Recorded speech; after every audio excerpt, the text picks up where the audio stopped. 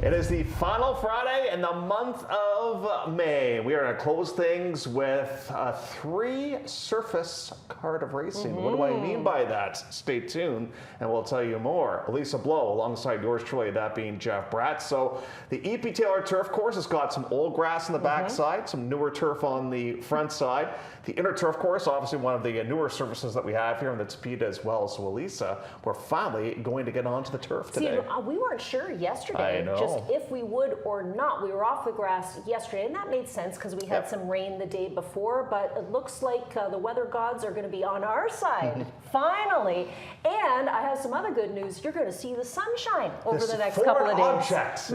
And you called it because I was saying, like, it's never going to get warm. Next week, whoosh, wow, supposed to get nice and it's going to get really hot. So up to about 35, I think, with the humidity. So for all our horse trainers on the backstretch, you better get those fans out and dust them off because it's going to be time to put them up in the barns. So we're back with turf, and we're back with a rider that we haven't seen in a long time, Rico Walcott, as well, after some health issues. So it's great to see him back. Yeah, we'll see him in the last, right? Or no, he's in the last on Sunday's program. Yeah. We'll see him today. Both horses are for Pat Dixon. I think he's just got the one today. Yeah, the one today and then the one on Sunday. But I mean, we're talking about, so the last today, and there you go. Yeah. So I think twice he's suffered some pretty severe brain issues. And wow, to overcome that and then come back and ride again. He must be doing a lot of work at Colebrook. That might have been maybe where he was getting himself fit again, because I think the horses that he's riding are for Pat and for Colebrook. Yeah, and hopefully, Pat had some bad luck. He got that win, then lost through disqualification. And so he's kind of due for a little bit of luck to come his way.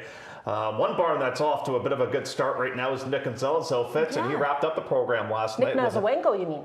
Nick Nazawenko. Wrapped it up with, and the horse took money too, 5-1 on the board as a matter of fact. And here's a look at kind of a bit of a recap, and we thought it was a very neutral racing surface. See, you talked about this yesterday, or maybe the day last week at some point, that Nick goes out and he buys a whole bunch of horses, not for a lot of money. He might buy 10 and not spend a lot on anybody, and he gets 1 or 2 really good horses out of the bunch.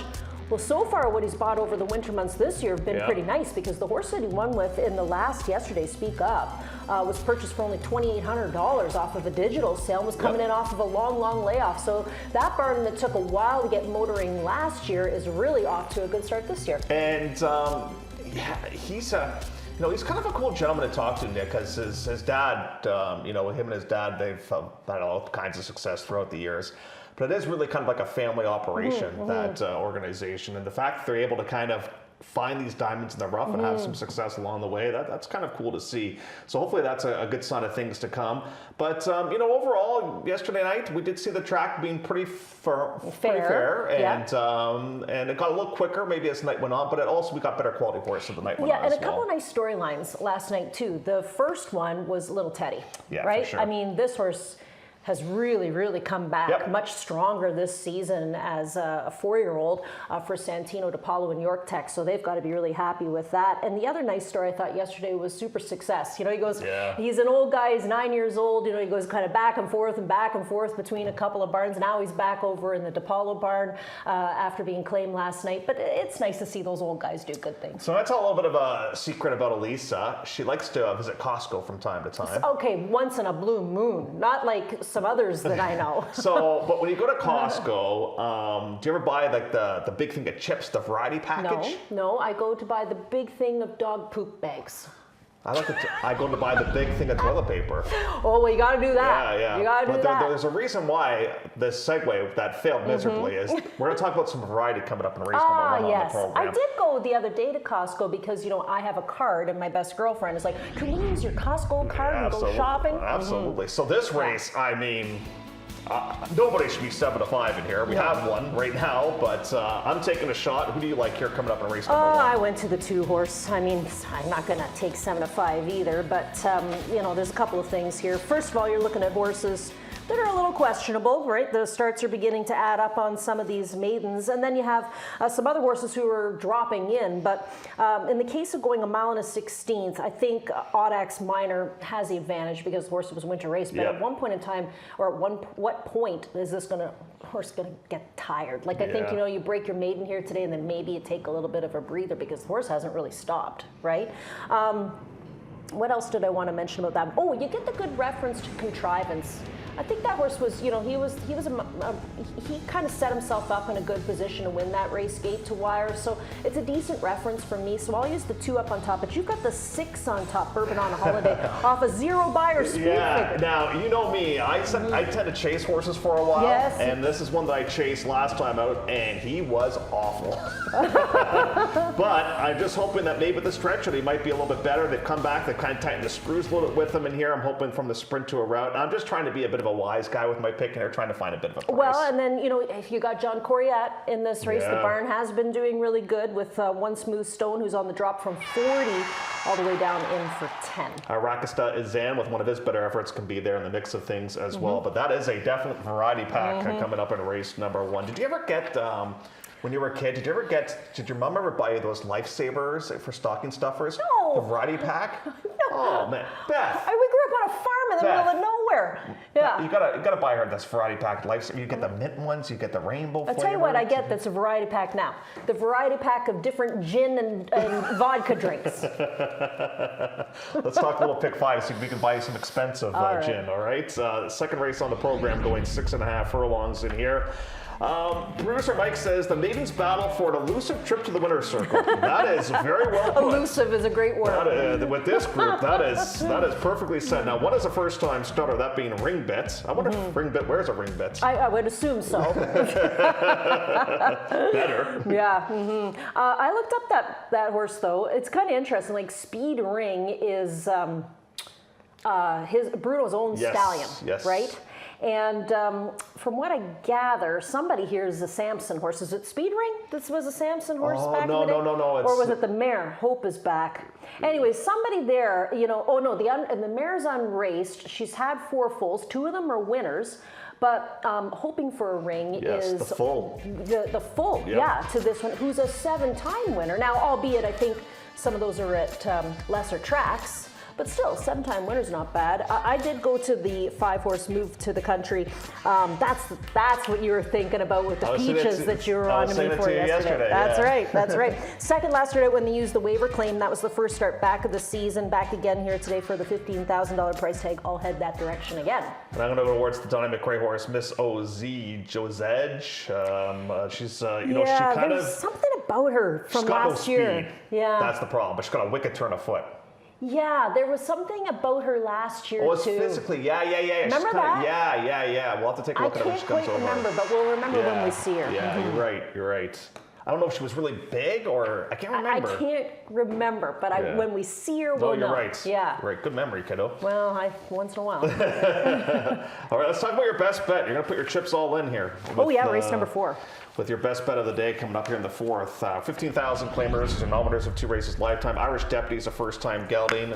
You're Valentino. I mean, Santa McPherson is dropping a bunch of horses. One got claimed off of them the other day, and this one's dropping down sharply in class as well here. So, is your Valentino your play of the day, or where are you going here with your best bets? I don't remember if he's my best bet, but he's definitely my pick 4 key on the day, Tutti Contente for Tiller, because you and I remember that last race quite well, because we had Glash Wiegand for the pick 4, and he got softened up in a speed duel, and then frostbitten just kind of licked his chops on the backstretch, and went right past them all. Tutti Contente ended up finishing 4th. Now that was a 25 non-2. Now we drop into 15 non-2, and we know the Bob's just spotting them all, right? Like everybody's in the right places where they can win races, and that's why he's clicking at a really good average right now. So use that one. The 9-year Valentino is a bit of a scary drop from 40 all the way in for $15,000. I mean, this is an all-time low. They did drop this horse in for 25 last season, so it's not necessarily the first time they've dropped the horse, but it's the lowest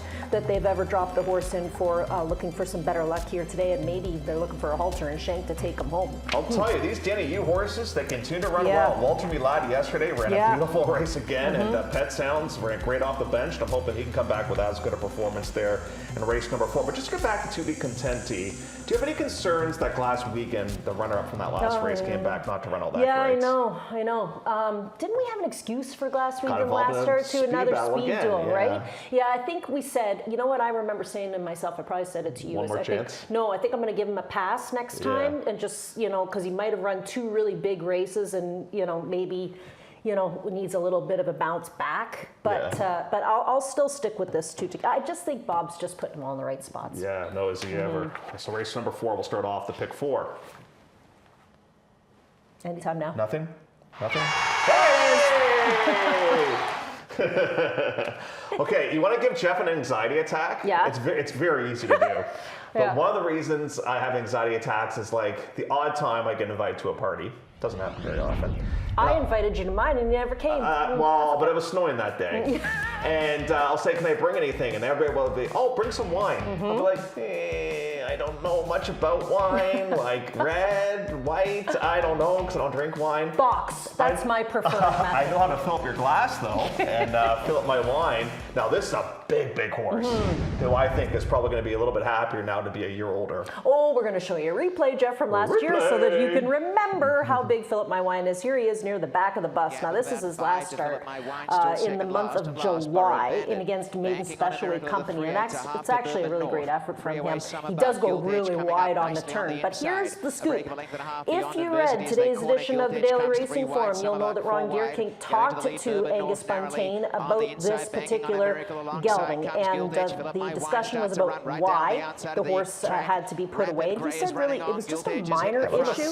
Yeah, he said it was just a minor issue, and he could have gone on with him, which is kind of interesting. Like I'm thinking, minor issue. He's a big horse. Even if it's a curb or something like that, because that'll happen to those big horses. But so he said he could have gone on with him, but he opted not to because he thinks he's a nice horse. And there were a couple of quotes in there that were really big quotes to me, which is that he's A, working like a monster, and B, he thinks he's going to run a huge race. I believe the quote is, I think he'll run big. And you don't say that without backing yourself up. So put your money where your mouth is, and we'll see what happens with Philip My Wine here on the return today.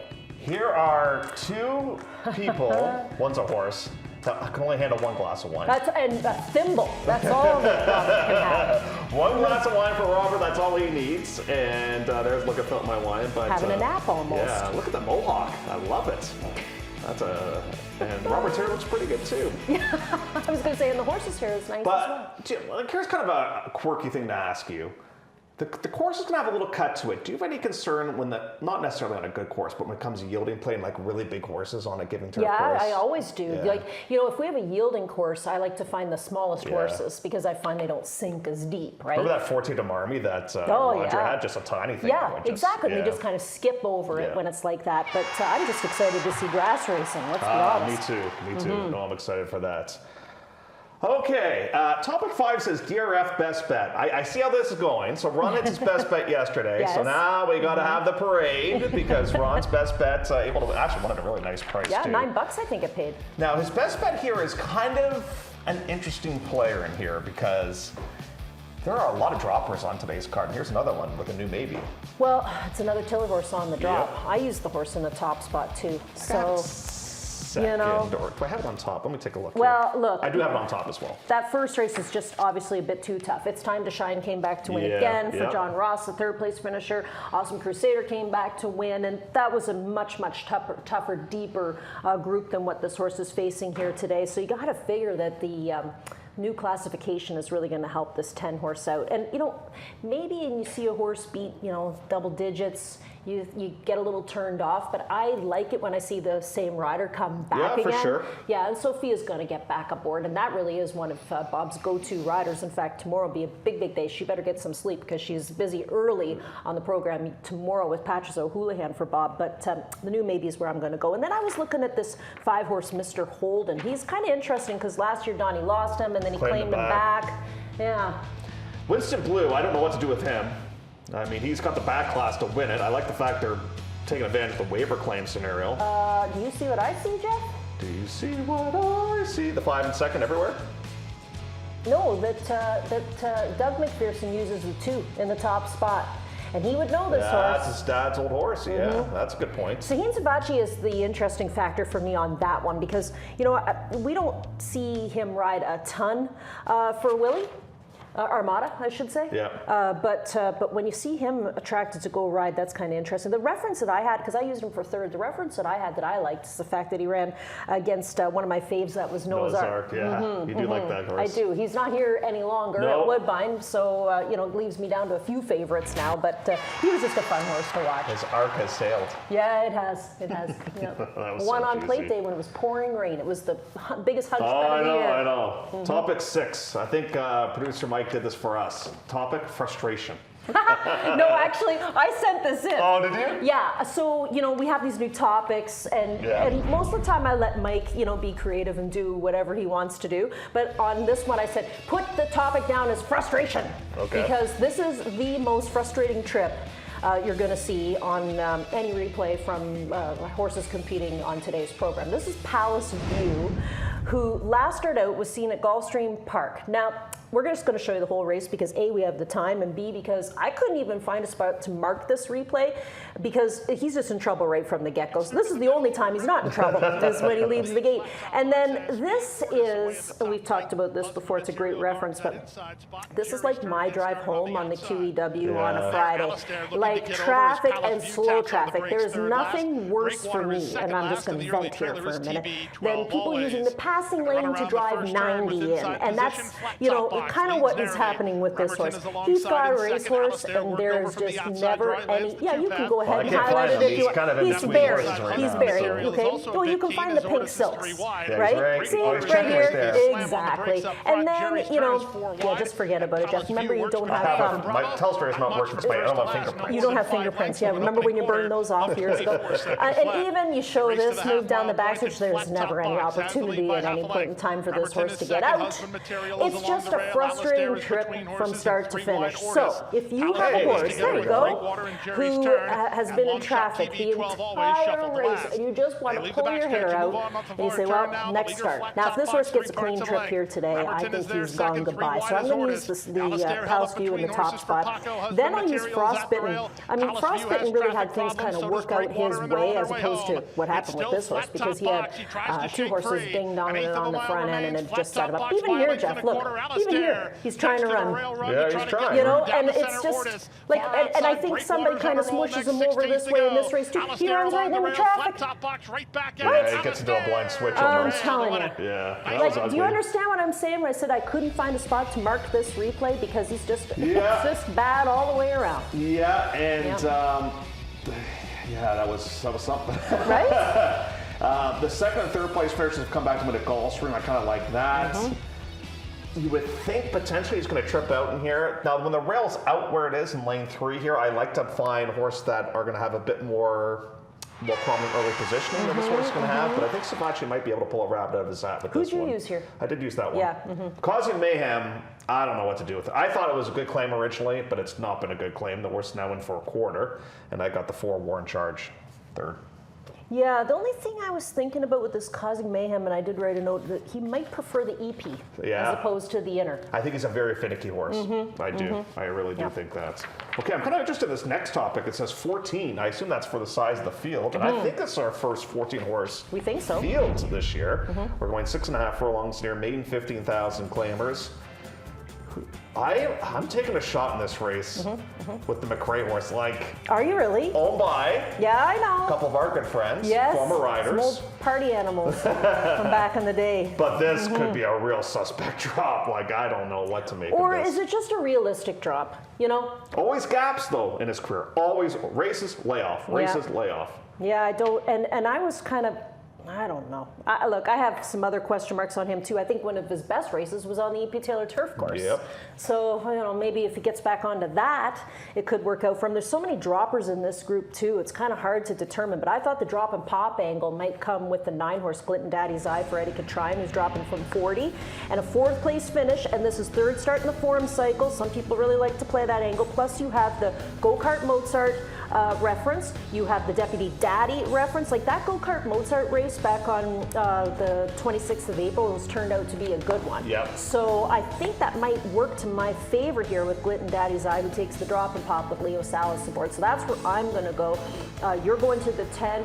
Doug's going to the 12, Tiger Town. He liked the 12 last start out too, and Ron's got the 1, Castle Harbor. I did talk to Bev just off camera yesterday, Bev Chubb, about her good horse, Dark Screen. Came back out of the race good. Good, that's good to hear. Yeah, he's had some bad trips, that horse, so hopefully he gets a bit of a cleaner trip here with Castle Harbor does one Crawford from that inside And that's where draw. we're going to find Rico Walcott too. He'll be in the last race on the program with the 2 horse, who's a first-time starter for Dixon and Colebrook. So I think both the horses that he's riding on the comeback are from Colebrook. Yeah, no, just great to see him back. Great to see him back. It's a lot to Okay, overcome. let's take a look at plays of the day. Here we go. Ms. Elisa will bat lead off, and you can play a couple of doubles, 4 and 5, 7 and 8. Yeah, you can. I mean, like I said, Live Barn, just spotting him right is Bob Tiller with Tute Contente. He's my pick 4 key.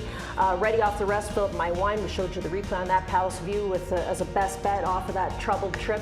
And Glitton Daddy's Eye, I just mentioned that one on the drop and pop angle. So we go from Elisa to this bozo. Bourbon on a holiday. I'm taking some money, 8 to 1. The dreaded donut buyer. There's no worse feeling than that.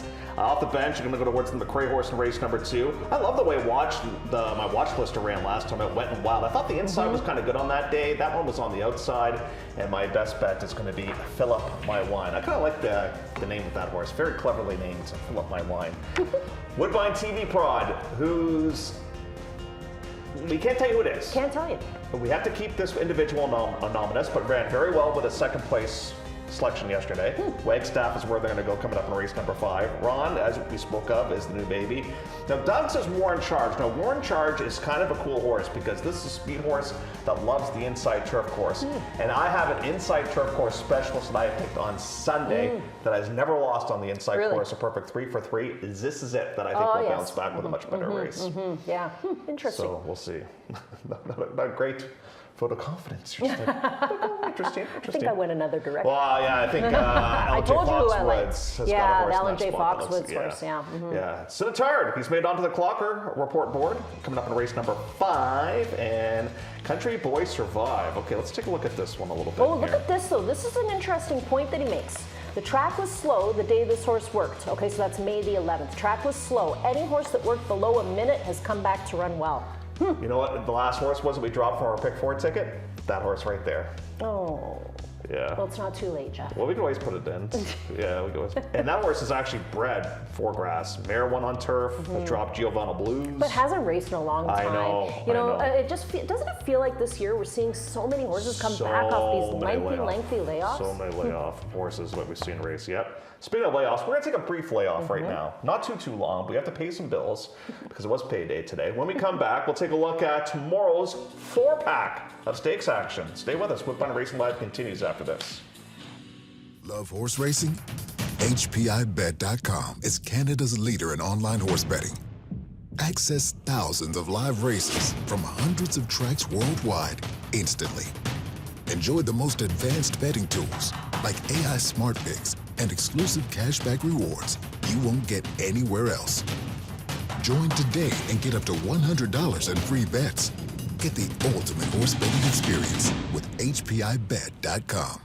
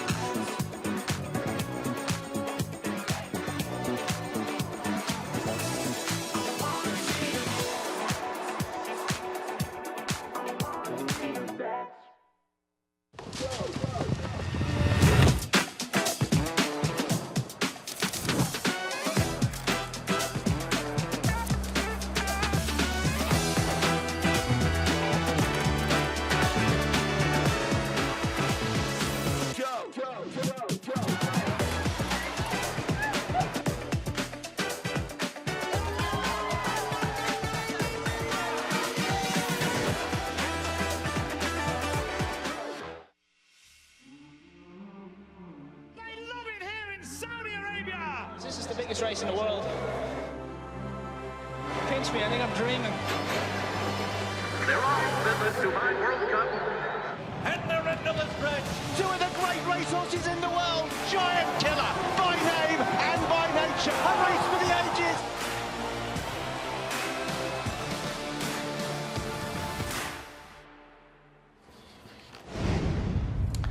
So something that we started last year here at Woodbine, I think it was the first time that we did it. We started having these Super Saturdays where we'd have all these stake races on a single program. Elise and I, we like it and we don't like it. We like it for the racing, we don't like it for our shoes because it means a lot of walking, a lot of interviews and stuff like that. You're not going to wear heels this weekend, are you? No, Okay, no, good. I put them away for this weekend. So let's take a look at, so we'll start off with the Jacques Cartier Stakes. And when you're the horse of the year and you have a 100-meet buyer in your most recent race, everybody runs away. And Patches O'Houlihan thus at 1-9. I mean, all I want to do is see what he's capable of doing tomorrow. Like, can he break his own record? I mean, well, look, he broke the track record last year at 5.5 with the 108 buyer speed figure, and they were a little surprised when I told them they broke the track record, right? Because he did it so easily. I mean, there's a record to be broken for the Jacques Cartier if they want to take a flyer at it, or they just hang a left-hand turn and grab the money. I'll tell you, that Simcoe's turned out to be a nice sprinter. Yeah, he's a neat horse. He's meant to run the race of his life to beat Patches O'Houlihan, he is a neat but horse. it's, I mean, I think a lot of people will be playing that exact straight coming up on tomorrow's card of racing. So that goes as race number 1. Then we're going to take a bit of a breather. Well, we have lunch and all those types of soak our things. feet a little bit.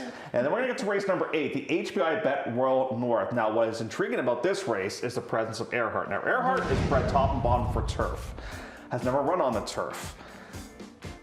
Until they do it, you're not 100% sure, but listen, to this point, she's done very little wrong locally. Okay, so there's that, and I actually didn't use her on my ticket, so I might be right or I might be wrong. But Gallon of Rush is the way I'm going to go. I mean, Gallon of Rush, every time she comes here to Woodbine, she does some pretty interesting things. And wouldn't it be cool to see Miguel Clement come here just after his father passed away and get a win with a horse like this? I'm going to go with Gallon of Rush in the top spot. But we were watching the replay on the 2 horse because I wasn't sure if we were calling him Toupee, but it's Toupee. Toupee. Oh, so fair. Yes, yes. So Toupee is an interesting one coming in from the States as well. This one getting onto the Lasix program. Are you a big weight person? Like, this horse carries 126. Yeah, I know. Well, Like, I haven't seen her. I Like, know, that's I know, the thing. I know. I don't know. She could be a monster. The Bet365 Eclipse Stakes will have some of the older horses going into the starting gate. Now, on paper, there's not a lot of pace in this race. Now, Get Smokin' appears to have a pace advantage, but that horse used to go as 1.5 miles, 3/4. Short mile and a quarter. Can the horse get to the front in this race? We've got Data Man. Graham Motion could have a big day tomorrow. Yeah, I like this Data Man horse tomorrow. We're going to show that replay, actually. The horse ran really, really well. And you know what else is a pretty nice horse is Web Slinger. I just don't know about the surface. I've never run the synthetic before. Yeah, but you know who I'd like to see locally do really well? Stanley House. I know, for sure. Oh, he deserves he's due for it. He is due. And you know, I mean, why not? So I think I am going to include Stanley House in my ticket tomorrow. I think that would be a great fun if he was able to at least grab a good paycheck, get a good trip. Yeah, that's going to be a fun race. That goes as race number 9. Then we get to race 10. This is the Belle Mahone, a grade 3 event. It's cool when you have 3 champions returning on a program. We've got 2 of them on the card in the same race. You've got Fashionably Fab and Caitlin Her Greatness. And I don't get up early enough to watch workouts. You don't either, but like I just look at the raw data with Caitlin Her Greatness, and it looks like this horse is absolutely working up a storm. Yeah, but it's hard to play against Fashionably Fab too, because you know, like your heart kind of wants to go with Fashionably Fab. Like what a cool storyline that was last season when Pietro got hurt, and then his dad rode her and won the stake race with her. I mean, that was pretty awesome. But Caitlin winning the plate. Now we're going to get an opportunity to see her back now as a 4-year-old. I'd really, really like to see what she's going to do, so I'll be watching for her tomorrow. Lots of shippers, which we are so grateful for, like Mike Maker, Graham Motion, Miguel Clement, like a lot of people really supporting our product, and we want to thank everybody. And kudos to Julie Bell, job well done getting those fields assembled. I imagine getting the Jacques Cartier to go was a little tricky because nobody really wants to face Patches O'Houlihan right now at this point. So hopefully the weather cooperates as well. So it's getting a little cool tonight. A little cool. I heard that we could possibly have some thunderstorms throughout the night, but maybe not enough to damage anything for tomorrow's program. Yes. So we're about 22 minutes away from post time for race number 1. Horse have just arrived inside the paddock area for the opener. When we come back, it's all set for the first of an 8-pack on a